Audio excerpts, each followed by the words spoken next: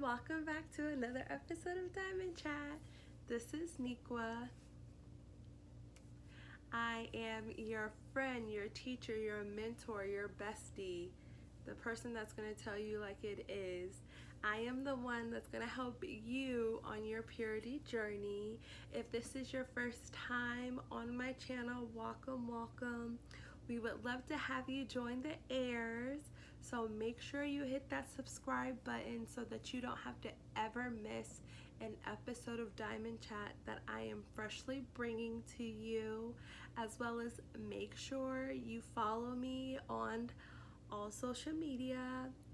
The handles for my Instagram and Facebook are below, so make sure you go and check out everything that I have to offer you, I should be saying. So today I just wanted to, talk like I always do, because you guys know I love talking to you guys. I love giving you the encouragement and the power that you need as we go through this journey. So today I decided I wanted to talk about something that I get asked about all the time, and all the time. And as someone who is a virgin, I'm a 31-year-old virgin who is pursuing a weight as well. My desire is to wait until marriage. So until I get a ring on this finger, yeah, honey. So with that being said, I wanted to talk about a topic and something that I get asked a lot. So I thought, why not inform the people? Why not, us heirs come together and talk about this topic? And of course, make sure you comment below at the end of the video to let me know of some other things that I may have missed. And we may have to do a part 2 and elaborate and talk about those as well. So one of the I don't know why people think that when you're in a wait you don't date, and I'm always like, bruh, like there's dating in the waiting. Like, how you expect for us to have a covenant commitment and get married if we're not dating? That makes no sense whatsoever. So a lot of people always ask, well, how do you date in a wait? Like, how does that happen? What takes place? Like, how do you do that? So I decided that I would share with you some tips on how to wait while you're dating, while you're in a relationship. And with these tips, you will be very enlightened. With these tips, they are not necessarily the end-all be-all. So, if you try some of these tips and it may not work for you, don't come back for me at my jugular like, Staniqua, you told me X, Y, and Z, and I tried it, and girl, it didn't work. Well, you know what? I'm sorry. But this is my blueprint. This is what has worked for me. I know that not everybody is the same, but, I've tried these same tips in every relationship that I've had, and I haven't had any issues. So I do apologize. So don't charge it to my heart. But I'm still here for you. I still love you, and I will still help you and teach you along the way, because sometimes as a teacher you have to become the student and learn. So there's things that I can always learn. But let's go ahead and get started with these tools. So number 1, I would have to say is the most important is communicate. Having communication. So making sure when you first start dating that the intentions are very clear, that you set it out. And I can't tell you how early on you want to tell somebody that you're in a wait, or if you don't, each relationship is different. Each relationship varies. I can say for myself, if this is a person that I've gone on numerous dates with, I would say like more around like a 4 or 5 area, and I'm kind of starting to get the vibe that okay, like this may be something that will last a little minute. I decide to have the conversation, even if they don't bring it up. I'm gonna bring it up because that's just me. I'm just such a like I'm gonna tell you what's up. I'm gonna tell you how it is. Because I don't want to be in murky water, and I don't want there to be any confusion or us being a gray area, and then you say, oh, well, you ain't say nothing, so why didn't you say anything? So I'm telling you now, so there's no confusion. So if you try me, I'm gonna deny you or reject you. So for me, communication, so definitely making sure that if this is somebody that you're going to date long term, make sure that you communicate that I'm in a wait, and you know, they may be in a wait too, so it may be like, bet, I got you, like I feel you, I'm glad we are on the same path. And you know, you go start sharing your wait stories, or you know, the reason why both of you decided to wait. If you were like me, who has never dated anybody in a wait until they met me, it's always very intriguing. Like, what? Like, dope? Like, I knew it was something different about you. I knew it, but I couldn't pin my finger on it. So that's dope. And then you know, we get into the conversation of why I decided to pursue a wait. So definitely just make sure that you are being clear and concise with your reasoning for why, or not necessarily your reasoning for why, but that you're in a wait and Fort Knox over here, so don't try it type of situation. Then next, I would say you have to be patient. Patience is virtuous, because I'm not saying that it's going to be easy. Like it can be a smooth sailing, and it could be, you know, smooth sailings to say the least.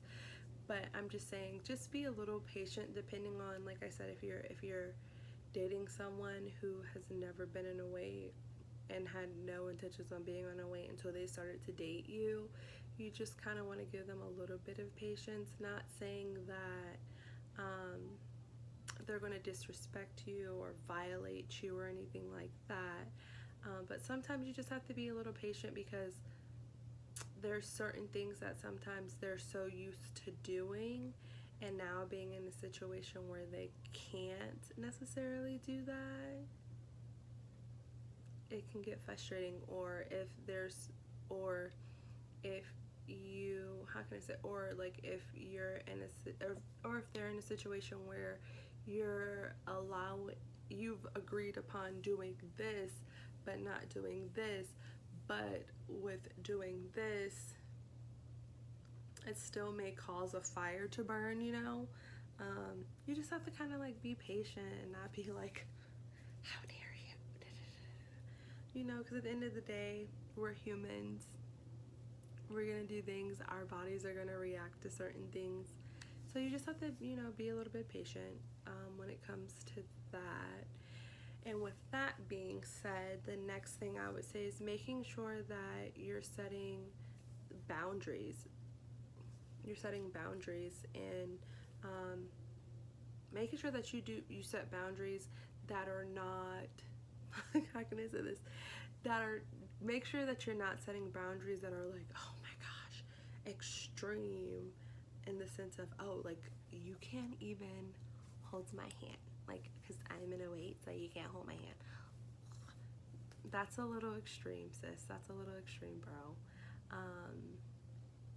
But that's just me. To me, that's an extreme boundary. Like, what's wrong with you holding my hand? I don't have an issue with that. But also on the flip side of that, making sure that our boundaries aren't super low, so that it makes it easy for us to, hop in the bed with somebody, because we're not trying to do that either. You want to make sure that you're setting boundaries to where you're not causing someone else's fire to be turned on, and you're not turning on your own fire.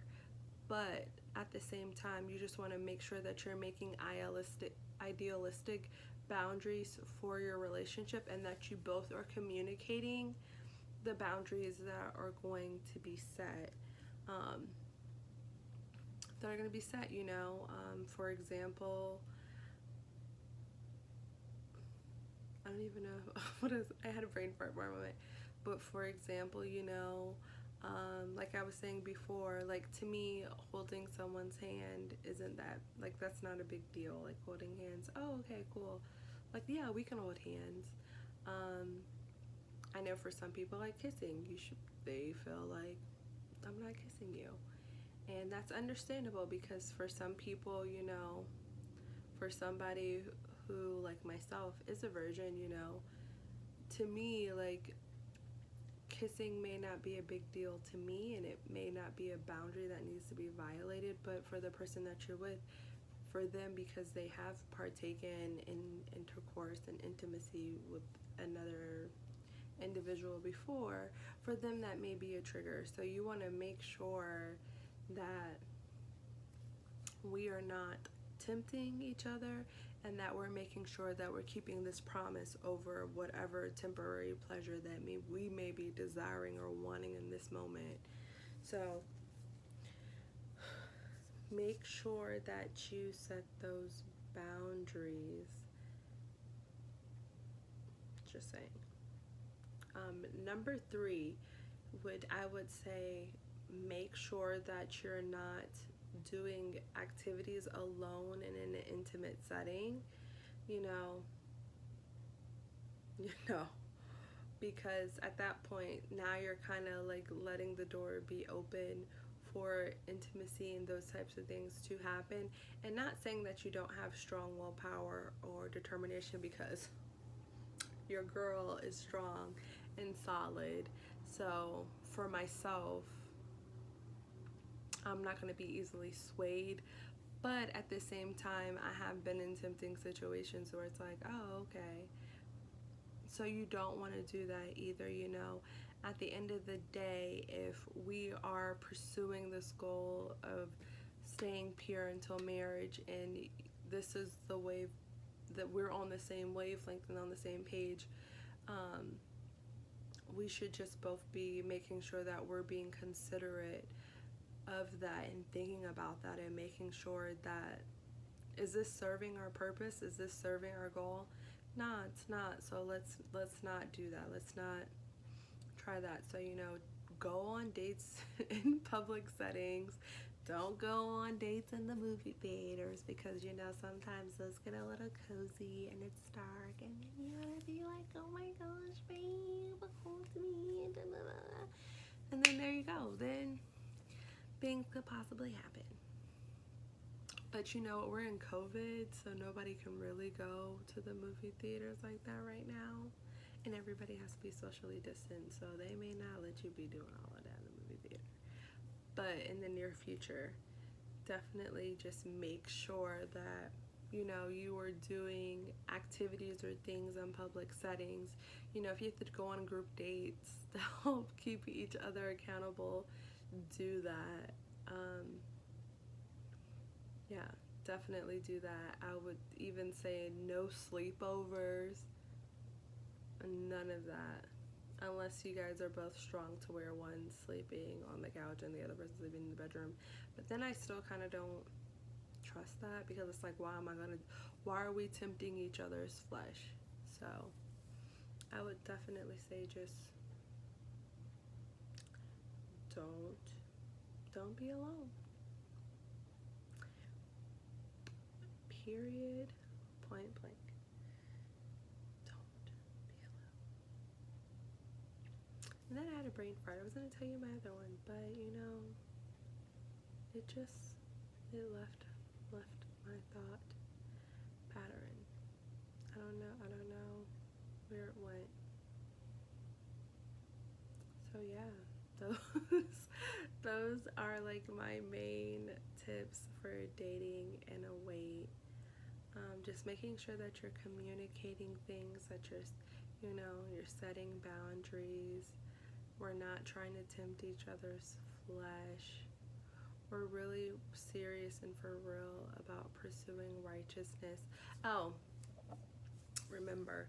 And then lastly is just making sure that you're being honest with yourself. I was talking about making sure that you just set your boundaries, but also making sure that you're communicating your triggers and the things that are triggering you, but also just being really honest with yourself, about the things that could possibly trigger you, and making sure that you're effectively communicating that to one another, even though I feel like I said that before. But just make sure that you're really being honest with yourself, because even with me, even as being a virgin, sometimes you have moments where you may think about something and be like, I actually really like doing that. That actually, brings a little sizzle.